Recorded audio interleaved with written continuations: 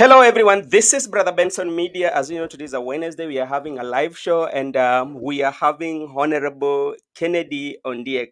Honorable Kennedy Ondiek is the UDA coordinator, Nyanza region, and as you know very well, that UDA is the right now in government, is the government now, and Ken is not working, but is a UDA member from our Nyanza region. As you know, this place is where we host the leaders from Nyanza.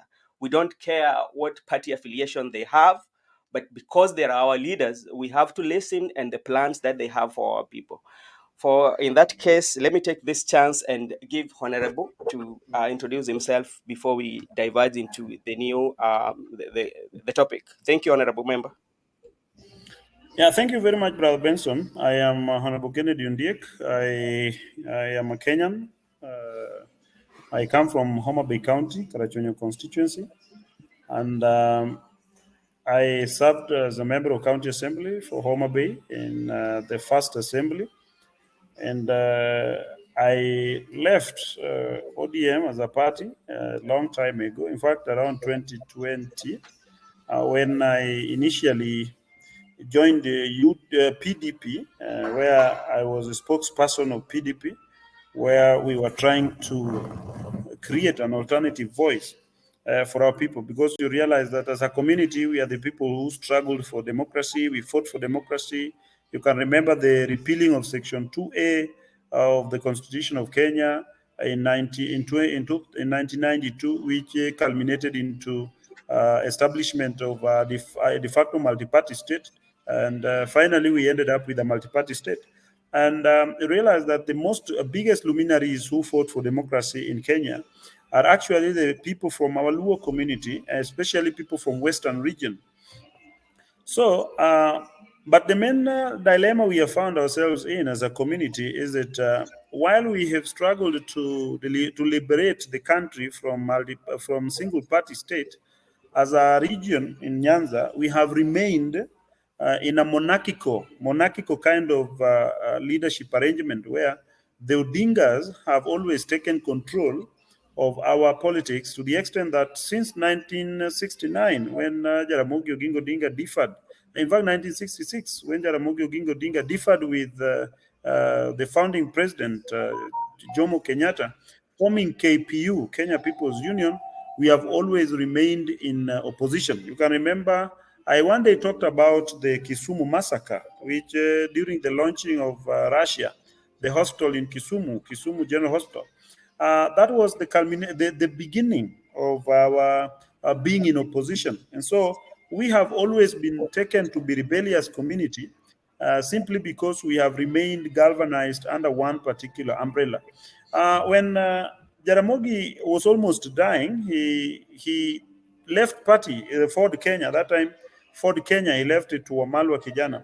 And Raila Odinga had to fight his way back to get the space in our Luo community by establishing LDP, Liberal Democratic Party, LDP, which later came into NDP, and NDP was later swallowed. You can remember the 2002 merger between KANU and NDP, where tunasema the jogo ilimeza tingatinga. So you realize that that time we got lately into the government, and he became the Secretary General of KANU. After that, they differed when the preferred candidate of Moi was not himself, but Uhuru Kenyatta. So that one led to the formation of CORD. And you remember CORD later came in when Kibaki got into power, and they differed in 2007. And Raila had to come back to Orange Democratic Movement. Remember, we had the attempt to have the constitutional amendment in 2005, which was Banana versus Orange. That was the beginning of Orange Democratic Movement, and that one led to that party. So in 2007, Kibaki, you know what happened, which led to the Nusumkate government.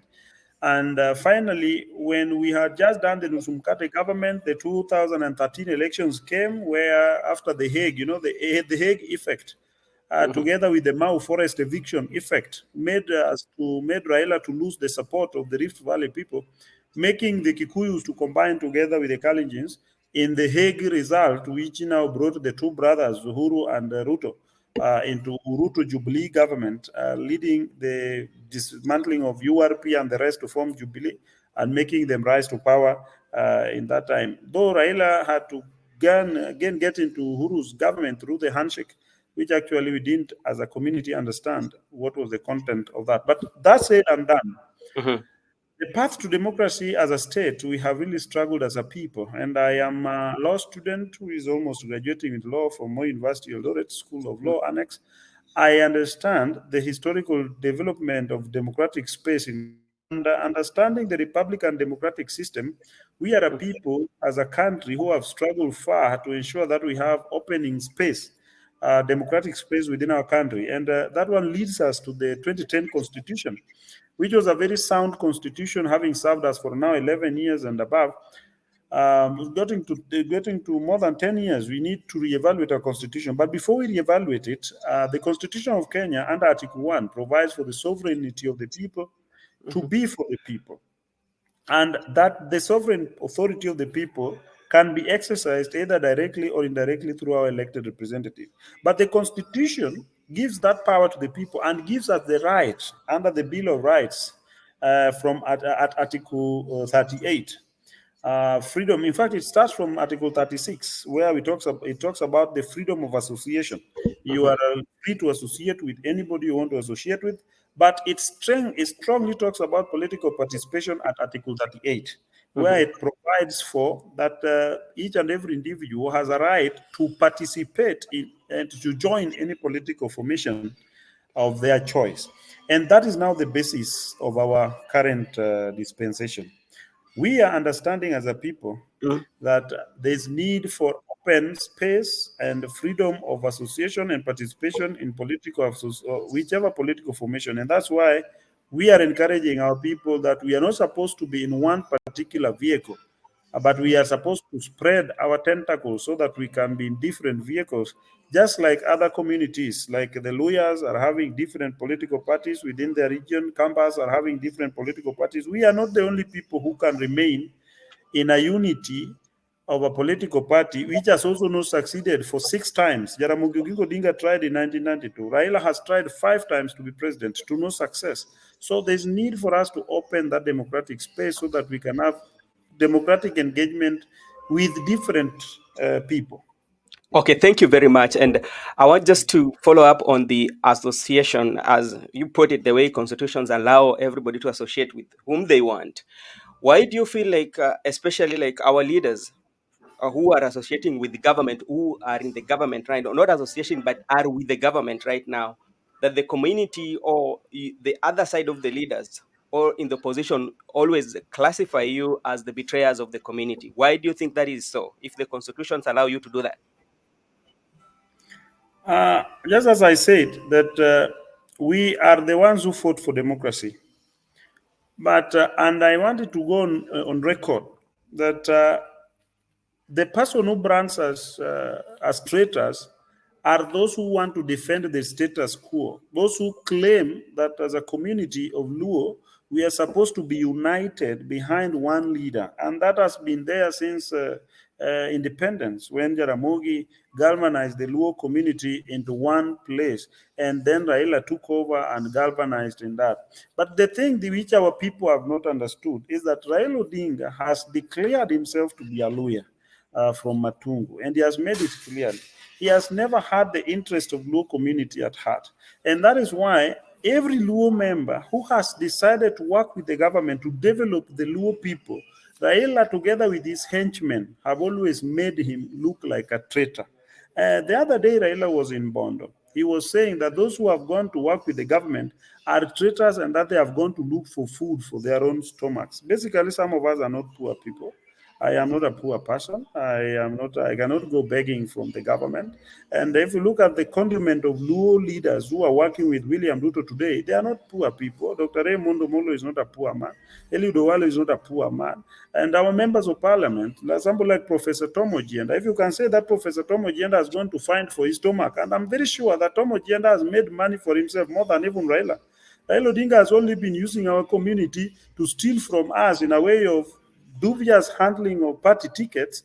And then because he is a billionaire and we don't know which business he does. So when you look at him, calling people like Professor Genda watu wenye njaa, it means that we need to now interrogate him.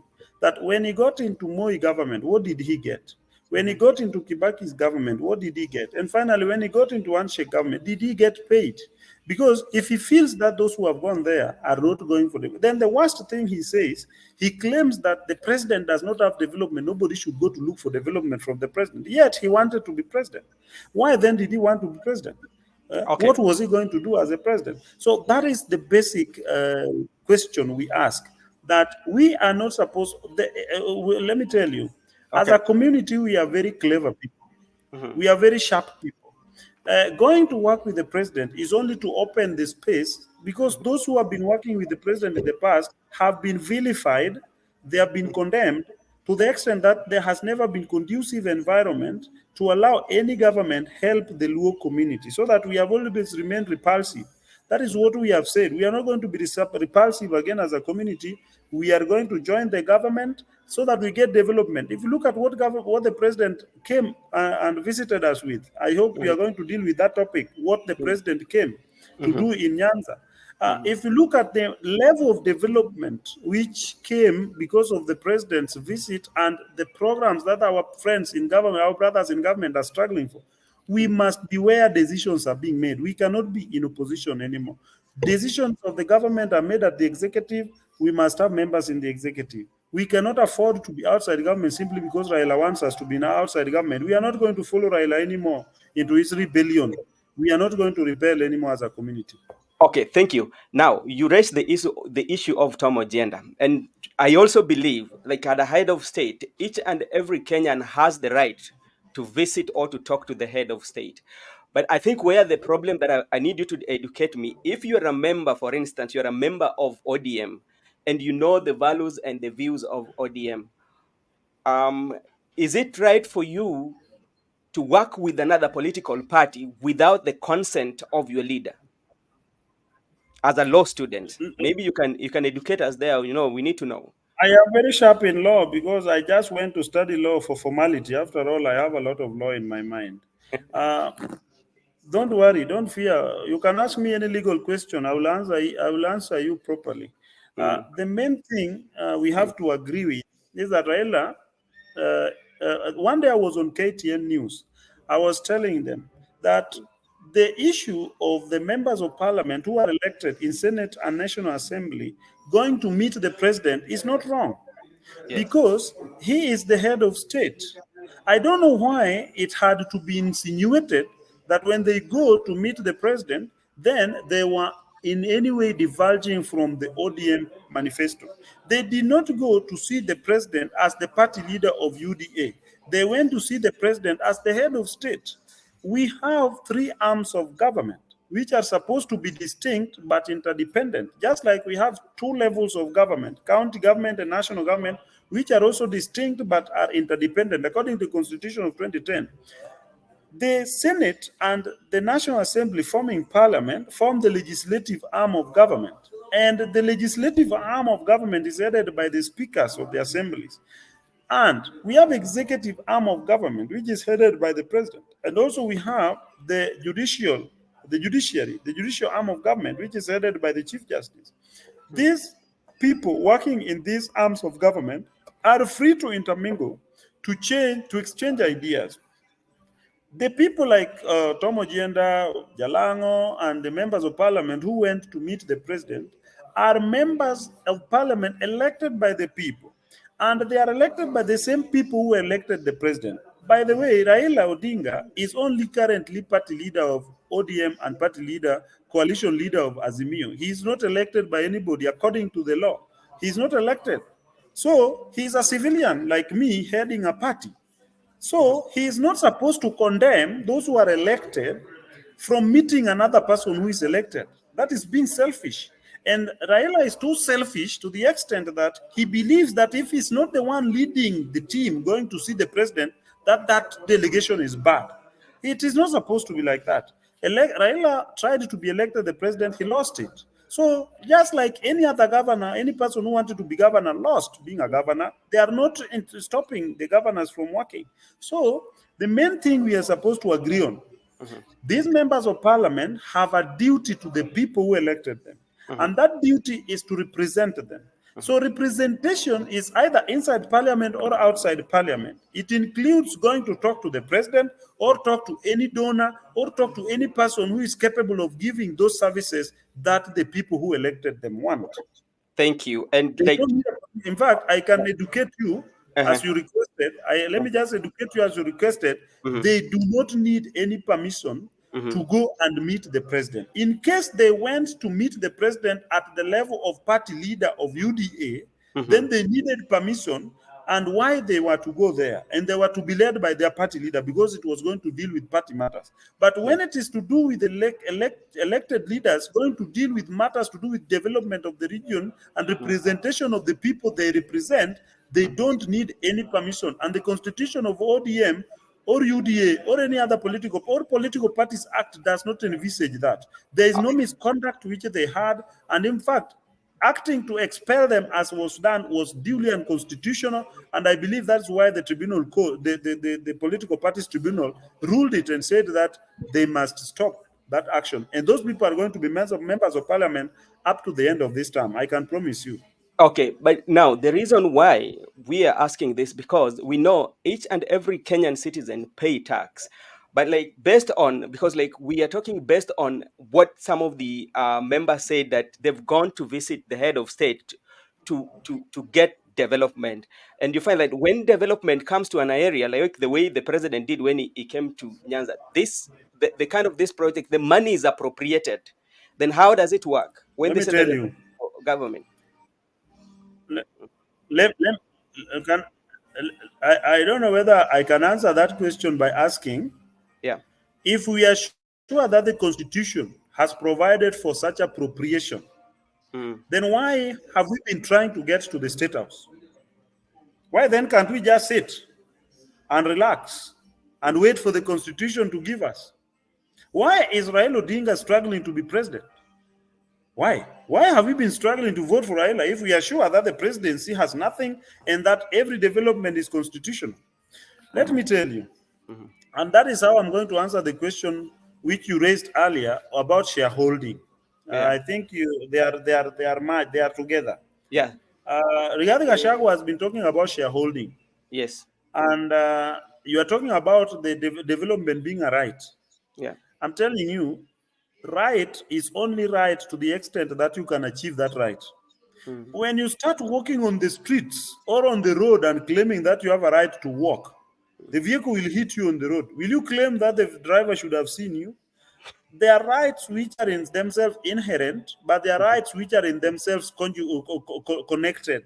Mhm. So, right to acquire or right to receive development is constitutional, Mhm. but distribution is deliberate. Mm.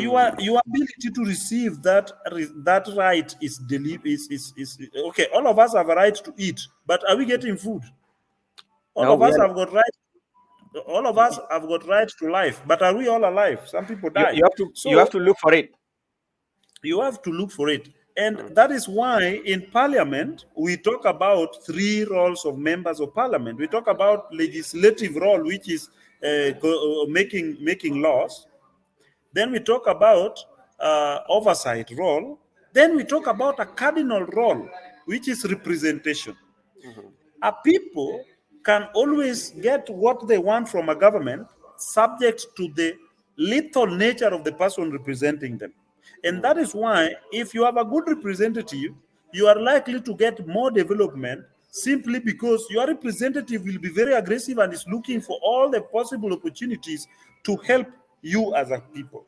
But Mm. if we don't get close to the government, you Mm. cannot be where those development are being distributed because power in the constitutional structure of Kenya, we have the winner takes it all situation. And when during the launching of BBI, Mm. President William Ruto, that time Deputy President William Ruto, Mm. asked whether we had dealt with the winner take it all situation. That time, Azimio people thought that they were going to get to power, and so they said they didn't bother to listen to it. But now, when William Ruto became the president, they realized that the winner took it all. So what remained was for our elected leaders to go and negotiate.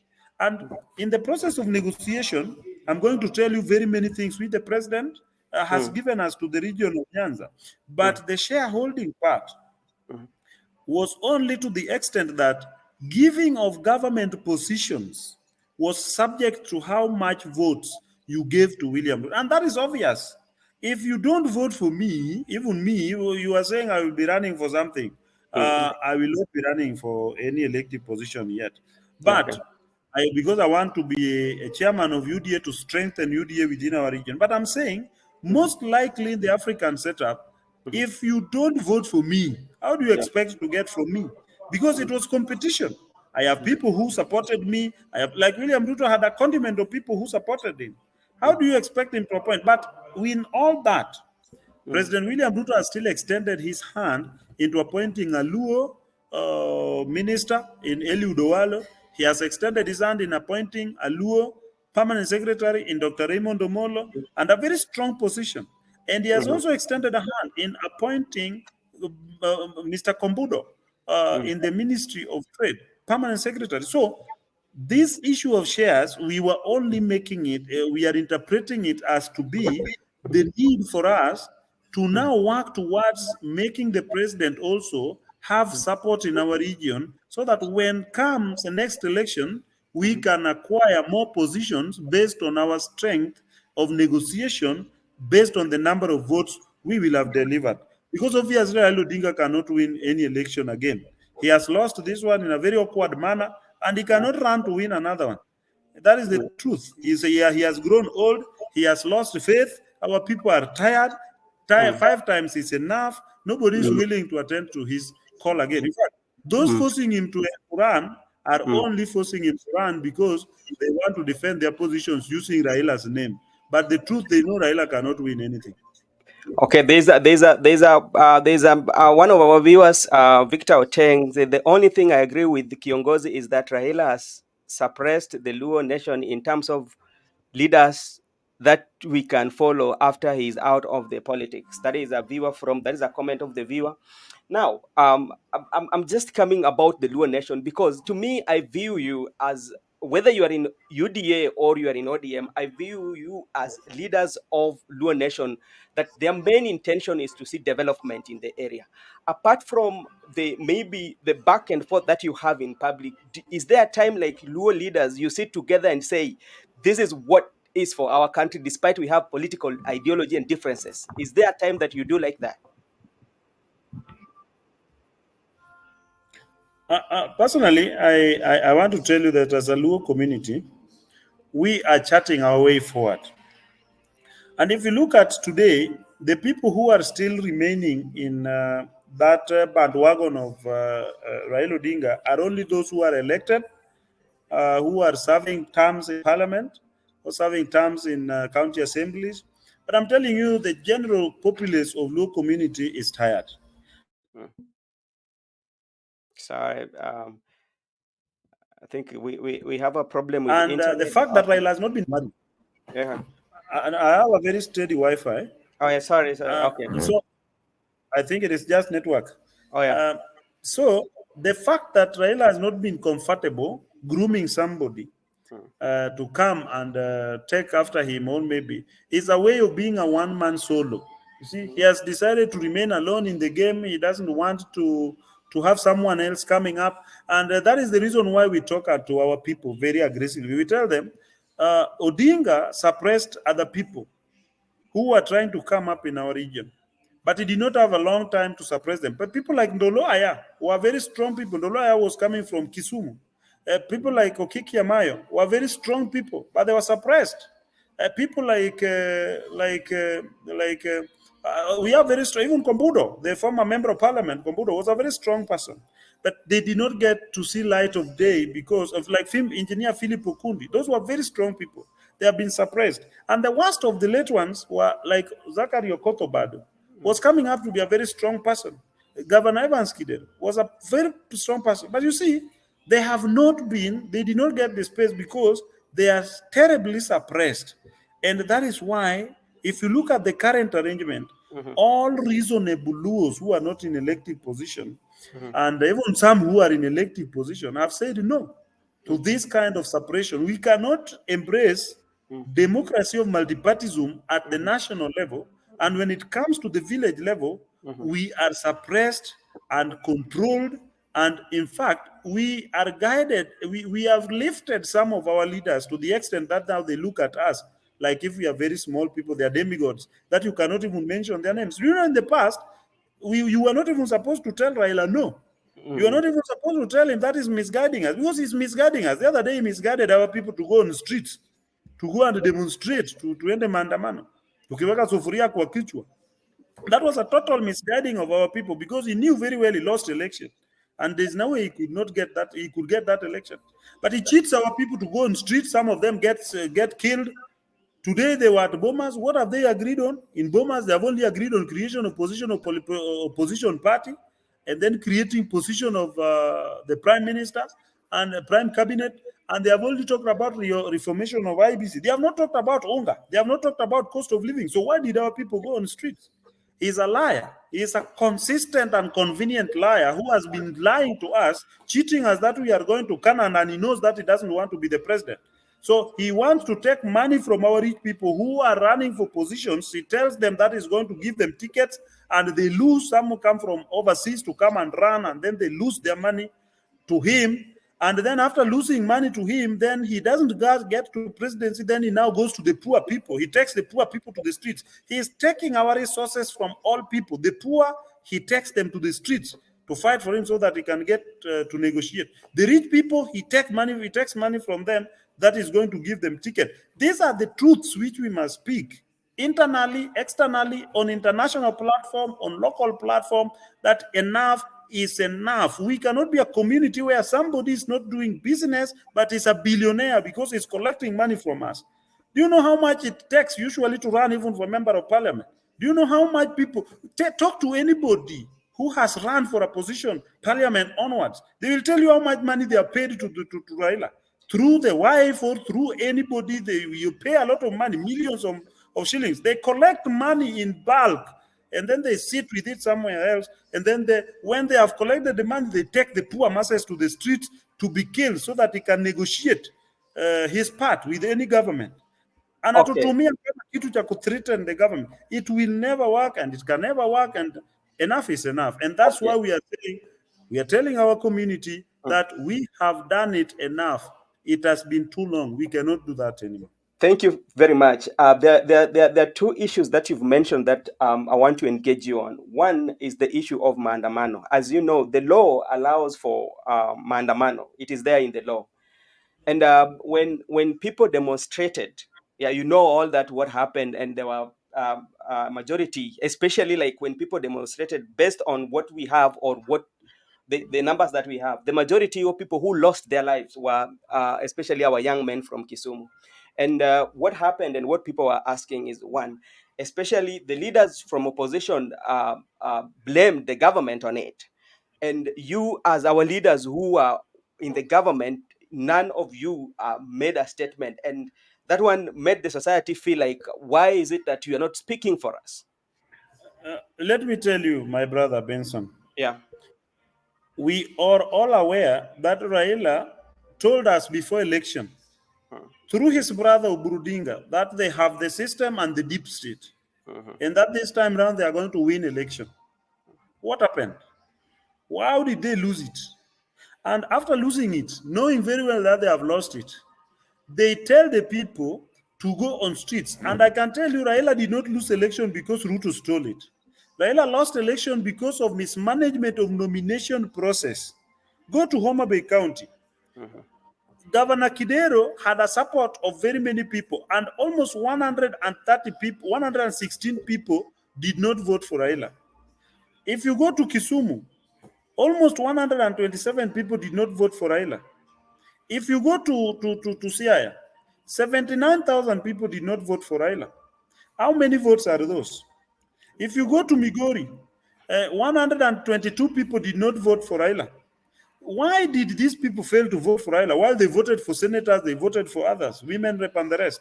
Simply because Raila mismanaged nomination process deliberately so that he can collect money from our people.